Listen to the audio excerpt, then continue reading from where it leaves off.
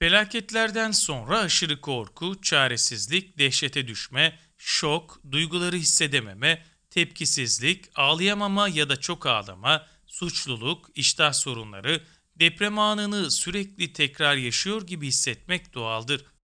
Travmaya maruz kalan çoğu kişi için bu tepkiler çoğunlukla olaydan sonraki ilk haftalarda ortadan kalkacaktır. Bu süreçte pek çok kişi bir tedaviye ya da müdahaleye gerek kalmadan doğal bir şekilde olay öncesi haline dönebilir. Doğal uyum sürecine saygı göstermek gerekir. İlk günlerde öncelikle temel ihtiyaçlar sağlanmalıdır. Medikal Park Karadeniz Hastanesi'nden psikiyatri uzmanı Doktor Sevilay Kantekin, deprem sonrası yaşanan travma hakkında bilgi verdikten sonra şu önemli uyarılarda bulundu. Deprem gibi doğal afetler bireyi, aileyi ve toplumu etkileyen acı verici olaylardır. Böylesine acı olaylara fiziksel olarak maruz kalanlar kadar izleyici olarak maruz kalanlarda benzer etkiler görülebilir. Her birey bu üzüntü verici durum karşısında maruz kaldığı olayın büyüklüğüne, kendi kültürüne, geçmiş deneyimlerine, daha önce benzer travmatik olayları yaşayıp yaşamadığına, yaşı ve daha pek çok kişisel değişkene bağlı olarak farklı tepkiler verebilir. Bu yüzden aşırı korku ve çaresizlik hissedilmesi normaldir. Yaşanan travmanın ardından akut dönemde ortaya çıkabilecek olan ve bazı rahatsız edici tepkiler vardır. Bu tepkileri şöyle sıralayabiliriz: aşırı korku, çaresizlik ve dehşete düşme hisleri, şok, duyguları hissedememe, tepkisizlik, ağlayamama ya da çok ağlama, suçluluk, iştah sorunları, olayı tekrar tekrar anlatma ya da olayla ilgili konuşmayı istememe, deprem olayını sürekli tekrar yaşıyormuş gibi hissetme, deprem olayını hatırlatan yerlerden ya da durumlardan kaçınmaktır. Bunun yanında uykusuzluk, sinirlilik, çabuk öfkelenme, aşırı irkilme, çarpıntı, titreme, nefes almakta zorluk gibi aşırı gerginlik belirtilerini yaşamaktadır. Depremi yaşayan veya tanıklık edenlere 5 etkili öneri sunulabilir. Psikiyatri uzmanı Doktor Sevilay Kantekin, travmaya maruz kalan çoğu kişi için bu tepkilerin çoğunlukla olaydan sonraki ilk haftalarda zamanla ortadan kalktığını belirterek şunları kaydetti: bu süreçte pek çok kişide bir tedaviye ya da müdahaleye gerek kalmadan doğal bir şekilde olay öncesi haline dönülebilir. Doğal uyum sürecine saygı göstermek gerekir. İlk günlerde öncelikli olarak temel ihtiyaçlar sağlanmalıdır. Depremi bizzat yaşayan ya da tanık olan kişilere kendilerini daha iyi hissetmelerini sağlayacak şu 5 etkili öneride bulunabiliriz. Duygularınızı, üzüntünüzü bastırmaya çalışmayın. Çevrenizdeki insanlarla paylaşmaya çalışın. İlk günlerde uykusuzluk, çarpıntı, iç sıkıntısı gibi çeşitli kaygı belirtileri olabilir. Bu nedenle sakinleştirici, yatıştırıcı ilaç ya da alkol almayın. Uykunuz günler içinde düzelecektir. Çok yoğun endişe hissediyorsanız nefes ve gevşeme egzersizleri yapabilirsiniz. Ancak bu yakınmalar 1-2 hafta içinde azalmıyorsa, yaşamını güçleştiriyorsa, baş etmekte zorlanıyorsanız ruh sağlığı uzmanına başvurmalısınız. Bu süreçte kendinize kayıplarınız için yas tutma ve üzülmeye izin verin. Bu en doğal hakkınızdır. Daha iyi hissetmek için bir zamana ihtiyacınız olacaktır. Duygularınızda inişler çıkışlar olabilir. Bilin ki yalnız değilsiniz. Yaşadıklarınızı deneyimleyen herkes sizinle benzer duygular yaşıyordur. Yakın akrabaların ilk tepkileri hissizlik, şok veya inanmama olabilir. Sonrasında bu tepkiler inkar, öfke veya acı, suçlama, üzüntü ve suçluluk hissi gibi duygu ve davranışlara dönüşebilir.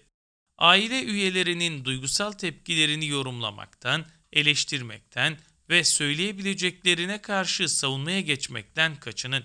Yakın akrabaya dokunmak ve sarılmak uygun olabilir. Fakat onların rahatı ve rahatlığı konusunda uyanık olun. Kültür, yaş ve cinsiyet farklarına saygılı olun. Yakın akrabanın özel odanın güvenli ortamında bu haberi sindirmesine izin verin. Güçlü olmalısın gibi sözlerden kaçının. Yaz sürecinde olan kişilere yaklaşırken de dikkatli olunması gerektiğini işaret eden uzman doktor Kantekin şunları kaydetti. Acıyı azaltmak için kişilere söylenen güçlü olmalısın. Hayat devam ediyor. Yakında geçecek, bitecek.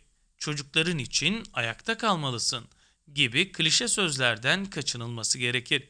Bunun yerine yaşanan duyguları içtenlikle anlamaya ve paylaşmaya çalışılması önemlidir.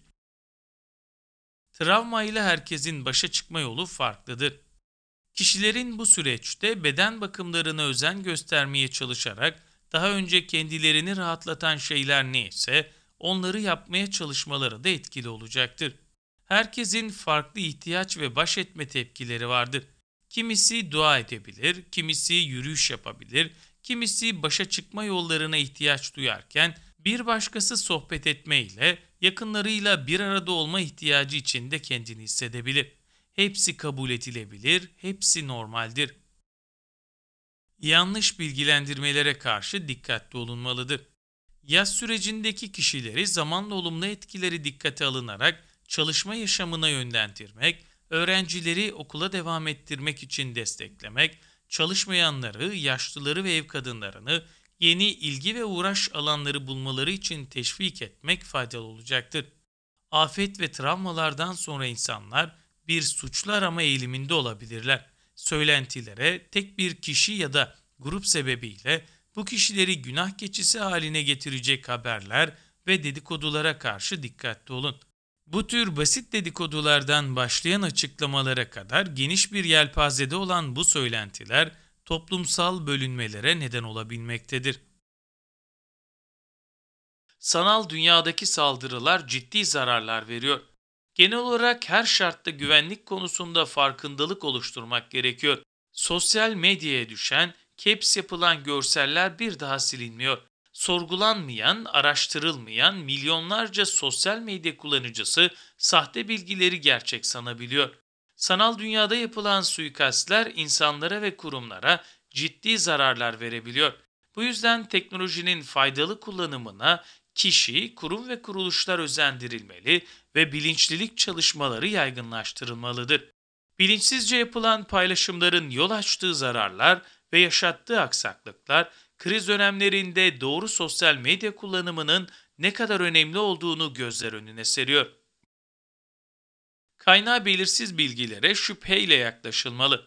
Doçent Doktor Aylin Tutkun Ünal, dezenformasyona karşı önlem amacıyla İletişim Bakanlığı Dezenformasyonla Mücadele Merkezi tarafından hazırlanan kriz anında teyit kitinin pratiklik sağlaması açısından faydalı olabileceğini söyledi ve şu tavsiyeleri paylaştı. Sosyal medyada kaynağı belirsiz her bilgiye şüpheyle yaklaşın. Paylaşılan her bilginin kaynağını sorgulayın. Resmi kaynakları takip edin. Paylaşılan WhatsApp ekran görüntülerine şüpheyle yaklaşın. Bir iddiayı pek çok güvenilir kaynaktan sorgulayın. Referans alınan güvenli kaynaklar edinin.